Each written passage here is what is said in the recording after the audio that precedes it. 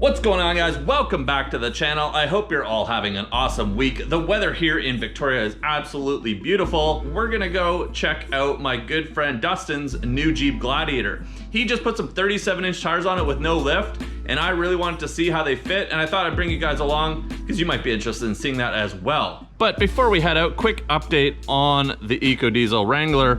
I hadn't really given you guys a suspension update, and we did take it out on the Whipsaw Trail if you want to check out that vlog up in the corner. When we had put it in, remember the front had been quite low, and it was actually so low that we were hitting the bump stops constantly. Well, I added a 1-inch spacer to the front, and it seems to have really leveled it out nicely. I think it's sitting pretty good for now, at least until I get some proper springs in that are rated for the actual weight of the EcoDiesel, because it is quite heavy in the front and it was sitting quite low. So anyways, it's riding pretty good. I'm pretty happy with it. We're gonna take the Wrangler over to check out this new Gladiator on 37s with no lift. But since it's so nice out, why don't we pop the top off of the Wrangler? That is one of the things that I really like about the JL soft top, is how easy it is to take off. See, I just take the back piece off first.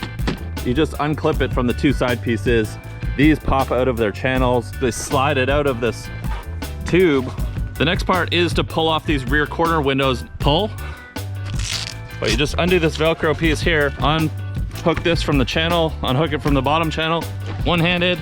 The passenger side is exactly the same. We just pop it off, pull it off the channel of the back, undo the Velcro from the top, and window comes right off.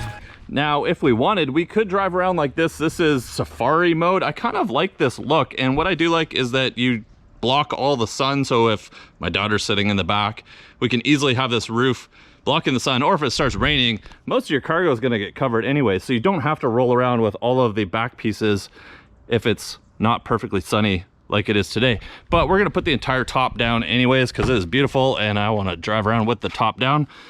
So from here, real straightforward, you come inside the front, undo these two latches, and up we go. From there, we just stand right up in the middle, push the entire roof all the way down. Jeep has put a lovely little latch right back here. You just grab it, and the entire top is now down. And if you really want to have the entire roll bar exposed, they add these extra little levers here, just like that. So there you go. That is how easy it is to put down the soft top on the new JLs. I did that with one hand while holding a camera. So there you go, in less than 1 minute. Let's hop in and drive over to Dustin's and check out that new Gladiator.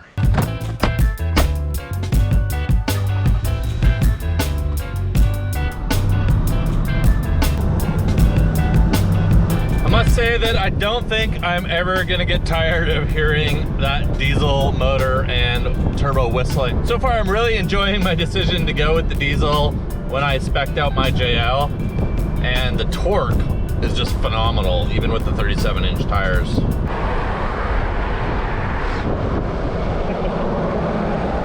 Well, looks like we found Dustin and his Gladiator on the way over to his house.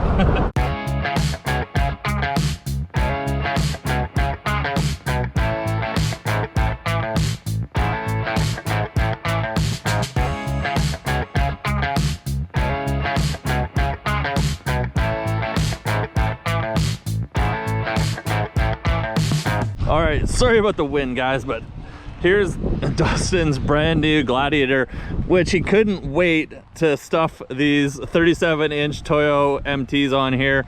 And I don't know if you noticed in my last video or a couple videos ago, there was a Method box sitting in my garage. Yeah, it was these wheels. These are the Method 312s. They're not true beadlock, but I really like these wheels. The Method wheels were the other ones that I was looking at, other than the TerraFlex Nomads. But with the TerraFlex Nomads, I've got those air down valves, which are really cool. So we have 37.5-inch by 12 on no lift. I think this looks sick, guys. Like, the gray looks really good. I really do want a Gladiator, but I want the diesel Gladiator. So maybe next year, we'll see how it goes.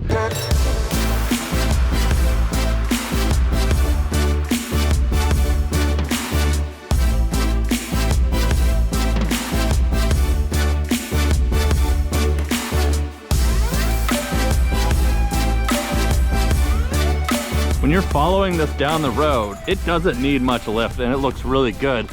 But we did do a flex test with the JL with no lift. Why don't we see if we can put this up on one of the logs here in the yard and just see how well the Gladiator flexes and where it stuffs the tires with no lift on it. But he hasn't taken the end caps off, so it has the steel bumper group on here where you can take the end caps off just like we can on the JL, but we haven't taken them off yet. So I'm wondering if we'll run into any interference. Maybe not up front, we might be able to flex it out. But what do you guys think, JL or Gladiator? Jeep is really nailing it with their new models, JT and JL. Why, Jeep? Why do we not get the front mounted camera with the sprayer nozzle on the Wranglers? Gladiators have the washer nozzle on there to keep that camera clean. I mounted mine down here on the license plate, but it does get dirty, so I really wish that I could have got it up here with the washer nozzle on the JL, but what are you gonna do? This is an awesome looking rig. We're gonna be putting some mods on here, helping Dustin as we start to throw some things on. Obviously we need to get a winch on here, we need to take these bumper caps off, we got to get a lift. What do you guys think Dustin should put on here for a lift? 2.5, 3.5, 4.5? Seems to be all over the map with what amount of lift we should go with on these Gladiators, but I really like the low and stanced look, but we do need to get enough lift so that we're not running into any problems when we go hit the trails. But I don't think these Gladiators need a whole lot of lift, and they look really good from the back. So I think Dustin pretty much got every option available. Really like having the bed liner in here. In the bed we have the 110 volt power outlet, which you have to turn on from inside, but that is a great option. I didn't get the soft top though, but I think he's gonna want to get one soon, especially with this beautiful weather we're having here on Vancouver Island. Let's take a look inside. All leather, very nice. Pretty much looks the same as the JL does. Although one thing I noticed immediately upon getting in here, with the hardtop, if you don't have the liner on here, it is quite echoey. Probably want to get the liner on here. I never really even thought about that. I haven't run a hardtop on my JK since I bought it years ago and took it off pretty much immediately. And obviously with the JL we ordered the soft top, but immediately I noticed that difference, just how much more noise or echo the hardtop has, especially because we're in sort of a smaller space. We don't have the cargo space behind the rear seat. If you're familiar with the JLs, the Gladiators are very much the same. And of course they do get their window cracks. Less than 3,000 kilometers and rock hit the window. I do like the leather, but I think I have some other plans for my seats, which is why I didn't get the leather on them. And something I noticed when I was talking with Sean from the Story Till Now is you get this off-road plus button with the Gladiators, so that's a little bit different. But you get this nice little touch here on the shifter. Instead of putting the old Willys Jeep, you actually get a Gladiator on there, which is kind of cool. There's obviously no Wrangler written on here, but it's too bad that Jeep didn't put Gladiator on the grab handle, just like they put Wrangler on there. And I'm gonna assume if we start this up, we're gonna get, yeah, we did a little, did you guys see that? The little truck instead of the Wrangler going by on the bottom there when you turn it on. Nice little touch by Jeep. So that's actually the first Gladiator that I have been in, but very much like the JL, guys, very similar inside. Why don't we see just what it looks like flexed out on a log. Got a nice little, probably 2.5 foot log. Why not, right?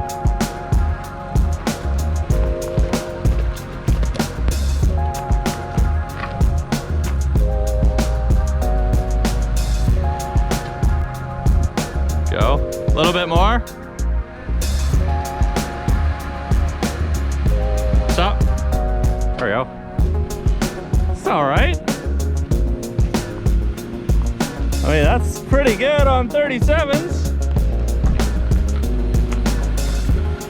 So I'd say we could probably get closer to 3 feet, or that's what, about 2.5 feet. Oh, it's so windy out here. Definitely lots of articulation. Still room on the sway bar before kicking over. Oh, we're definitely tucked back here though. Woo! Not much to go on the rear, so definitely need a little bit of lift, a little bit of bump stop, and that way we won't be eating the fender liner here on the back. But I'm gonna say for stock, just like the JL, looks pretty good. All right, we're gonna try log number 2. This one's gotta be about the same size as the tires, so probably closer to 36 inches. I think this is the same log we flexed out the JL on when it was stock. Make sure the bumper's not gonna hit. You're gonna clip your bumper. I don't know if you're gonna get the approach angle with the caps on there, but at least your tire's not hitting the ends. All right, so I don't think flex is the issue. The end caps, we gotta pull the end caps off, I think, to really get on a big log. But I think it could do it because it's got a longer wheelbase than the JL, and I was able to get up on this log with no lift, so. I'm gonna wrap this video up. Smash that like button if you enjoyed it. Subscribe to the channel if you wanna see more. I'll see you guys soon in the next upload.